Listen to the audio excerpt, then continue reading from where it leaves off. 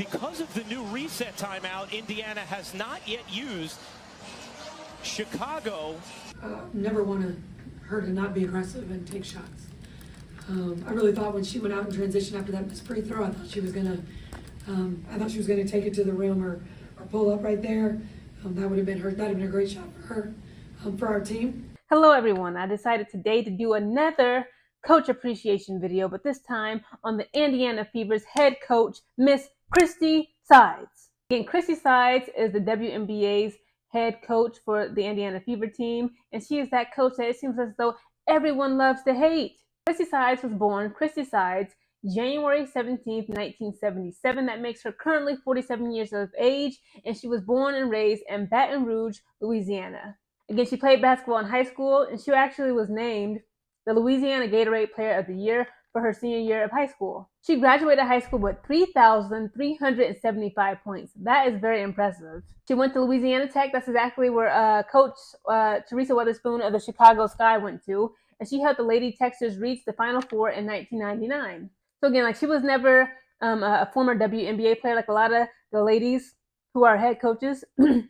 are head coaches of a lot of these WNBA teams. A lot of them either played in the WNBA or they played professional women's basketball overseas. Now, again, Christy Sides, she did not play professionally as a basketball player. But let's talk about her coaching career. It says Sides began her coaching career at Rooston High School as an assistant coach for the varsity team. She also served as the head JV coach for 2 seasons. Following that, Sides returned to her alma mater and became an assistant at Louisiana Tech. She then moved on to join Pokey Chapman's staff at LSU. While at LSU, she was a part of the 3 Final Fours. Following her time at LSU, Sides followed Chapman into the professional ranks, first overseas with the Spartak Moscow region team, and then with the WNBA Chicago Sky. Sides went back to the NCAA level for the 2016-2017 season and joined the Northwestern Wildcat staff. She was promoted to associate head coach on May 18, 2017, but resigned from her position to join back with Chapman and become an assistant with the Indiana Fever. So she started off as an assistant coach for Indiana Fever.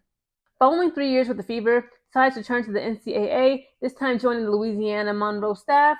So she rejoined the WNBA ranks in 2022 on Tanisha Wright's staff with the Atlanta Dream. And of course, Indiana Fever, so Sides got her first head coaching job in 2022 when she was hired as the 9th head coach in Indiana Fever's franchise history. Now, again, I've been doing my research. I don't watch every Indiana Fever game, okay, because I have so many other teams I like to watch and record. But again, it's like, again, I hate to play devil's advocate, but I'm trying to be fair and balanced. I've done my research. I've been looking on the Reddit posts. I see the Twitter, stuff.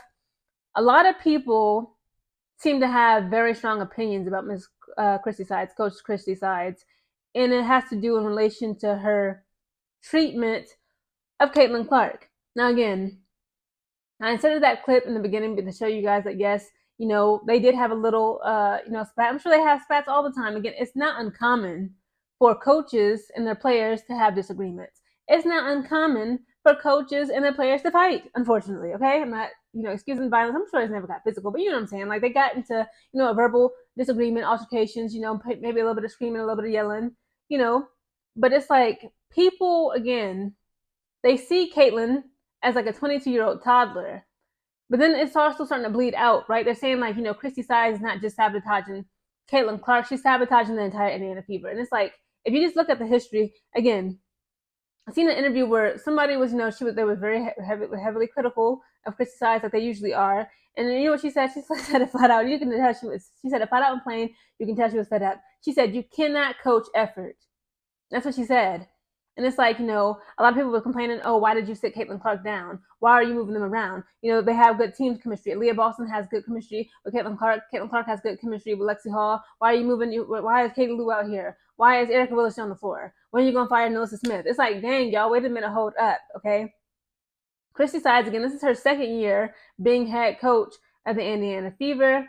Just, again, like, and this is the thing. It's like, just looking at their current ranking, right? They are 7th seed in the 12 WNBA teams. They are 7th in the power rankings. Of course, it could always be higher. Everybody wants that number 1 spot, right? But from what I'm understanding, when I'm picking up on Christy Sides, she is not out to sabotage anybody's career, okay? She seems like she wants the best, okay, for Caitlin Clark and her team as a whole, because, again, like, she's the head assistant coach. The head assistant coach. She's the head coach. She's no longer the assistant coach. And it's like, Why would she want to sabotaging Caitlin Clark and sabotaging the Fever? She would literally be sabotaging herself and putting her job in jeopardy. People every day, as soon as the Indiana Fever, even when they play well, listen, it's to the point where even when they play well, they come out with a W. Just the other day, she got into it with the Seattle Storm's head coach, Miss Noelle Quinn, right? They get into a heated argument. I've seen people like going in on Christy Sides, even though they took away the W. It was like 75 to like 96 points, right?